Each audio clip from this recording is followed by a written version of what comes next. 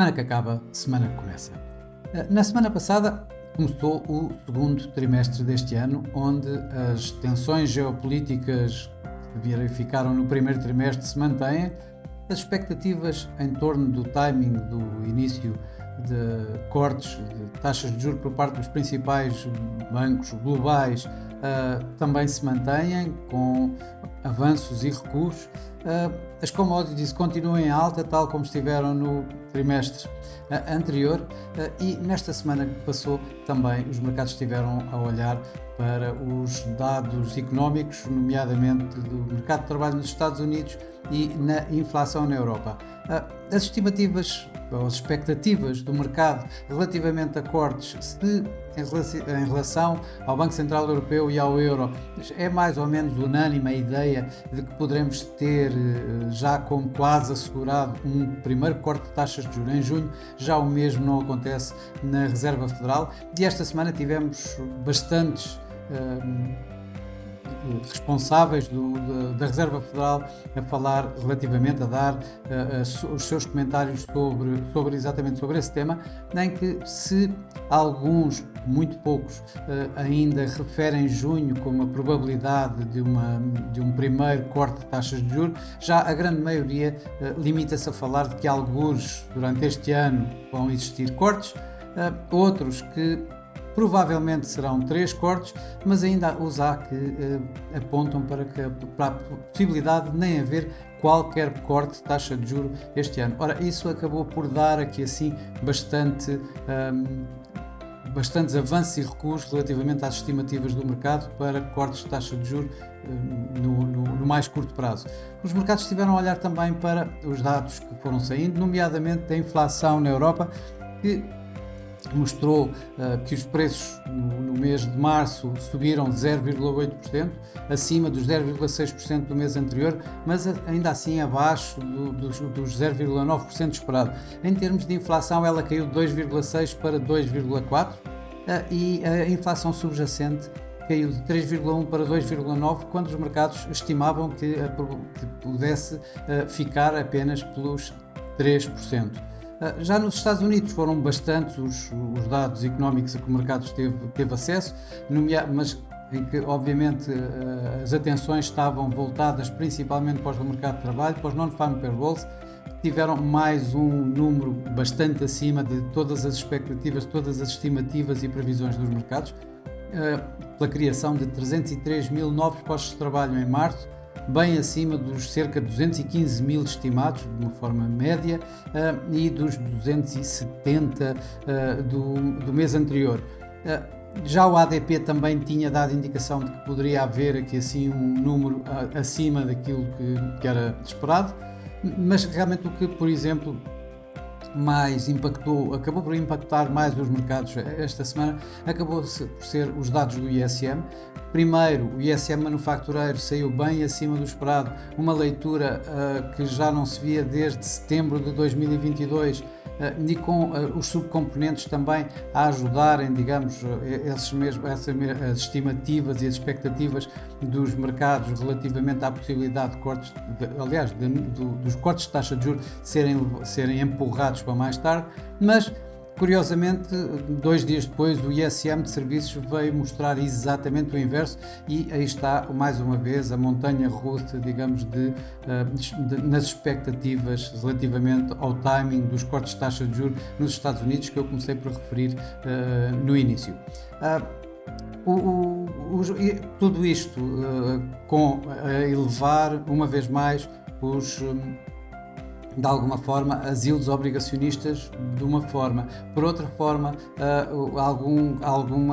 algum princípio de aversão ao risco em que os investidores correram dos mercados acionistas para os mercados obrigacionistas, acabaram por levar o mercado acionista para perdas esta semana. Perdas essas que não se verificaram minimamente durante o primeiro trimestre do ano. Este primeiro trimestre contou com uma valorização, por exemplo, nos mercados japoneses, nomeadamente o Nikkei, que foi o que mais ganhou este ano, ou seja, no primeiro trimestre, ganhou mais de 20%. O próprio Eurostoxx 50 na Europa ganhou no primeiro trimestre mais de 12% e o S&P 500 nos Estados Unidos teve um ganho de cerca de 10% nos primeiros 3 meses do ano. Já esta semana, tal como eu referi, o tal princípio da aversão ao risco, a tal correção dos mercados com esta instabilidade, digamos, na estimativa de cortes de taxa de juros, mais as crescentes tensões geopolíticas, nomeadamente no Médio Oriente, acabaram por criar aqui assim as condições de uma pequena correção no mercado acionista. E nós vimos então o DAX a cair na Europa, que foi o que mais caiu, cerca de 1,8%, o Dow Jones nos Estados Unidos também, o que registrou mais perdas, cerca de 2,3% de perdas, e o Nikkei foi o que mais caiu, que recuou esta semana cerca de 3%, um pouco mais de 3%. Já por cá, o PSI 20, já agora no primeiro trimestre, perdeu cerca de quase 2%. De facto, esta semana perdeu cerca de 1%, um bocadinho menos de 1%, pressionado pelas perdas da EDP Renováveis, caiu mais de 4%, e por outro lado suportado de alguma forma pelos CTT, que ganharam um pouco menos de 4%. No mercado cambial, referindo primeiro ao trimestre, foi um trimestre do dólar. O dólar ganhou cerca de 3% durante o primeiro trimestre. Já o Yen caiu, foi a divisa que mais caiu durante o primeiro trimestre. Estamos a falar das divisas do G10, em que caiu cerca de 6%. Já agora,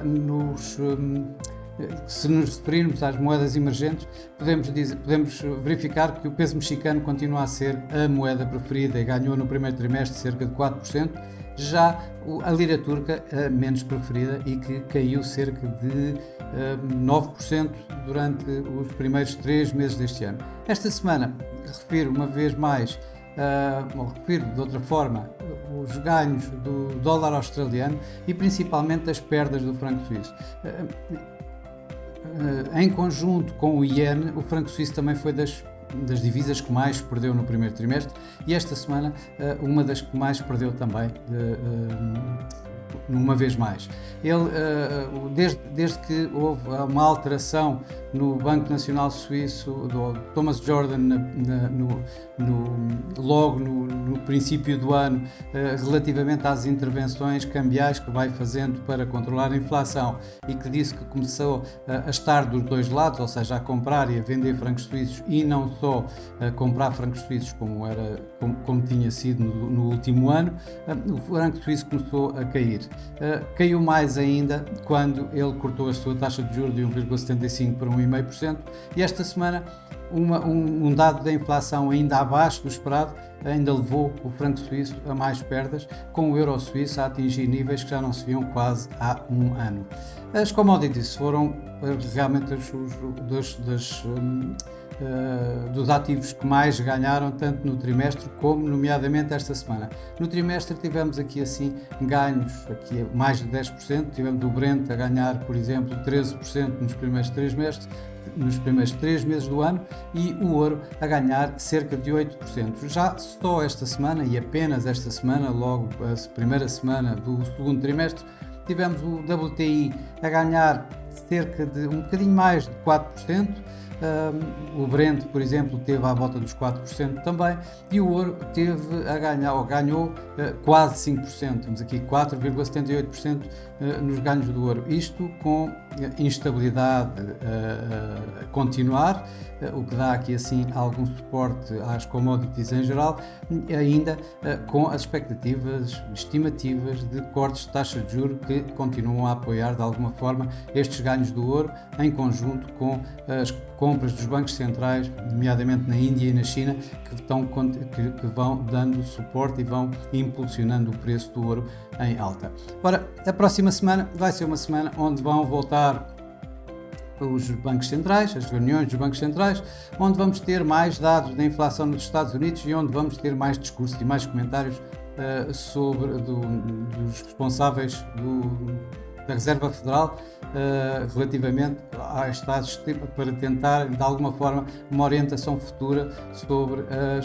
os cortes de taxa de juros a aí virem. Ora, primeiro, os mercados vão começar a olhar para a inflação, vai ser o grande número da semana em termos de dados económicos. É suposto, ou espera-se, que mostre um aumento dos preços em março de 0,3%, abaixo dos 0,4% do mês anterior, levando a inflação a subir de 3,2% para 3,4% e a inflação subjacente a cair dos 3,8% para os 3,7%. Obviamente que, em conjunto com isto, vão haver imensos comentários, imensos discursos de mais responsáveis da Reserva Federal, que estão a falar, provavelmente esta semana, nas últimas vezes, antes do período de silêncio que precede a reunião da Reserva Federal, que irá ser dentro de 2 semanas aproximadamente. Mas os mercados, obviamente, vão estar a olhar para os bancos centrais esta semana, uma vez mais, nomeadamente e principalmente o Banco Central Europeu, onde, obviamente, não é esperado outra coisa que não seja manutenção da atual política monetária e das taxas de juros. No entanto, o mercado vai estar bastante atento e vai querer ver se Christine Lagarde vai reafirmar a sua intenção de cortar taxas em junho e já agora quanto de corte de taxas de juros, já que há especulações que esse corte poderá chegar aos 50 pontos base e provavelmente o mercado vai querer ver a reafirmação desse corte em junho e já agora uma transparência sobre qual será o valor a cortar. Obviamente também vão olhar para outros bancos centrais, não talvez com o mesmo peso, mas vamos ter ainda as decisões do Banco do Canadá e do Banco Central da Nova Zelândia, em que deverão manter as suas taxas respectivamente a 5% e a 5,5%. Bom, mas por hoje é tudo, por esta semana é tudo. Desejo a todos bons negócios, uma boa semana e para a semana cá estarei com mais uma Semana que Acaba, Semana que Começa. Até lá!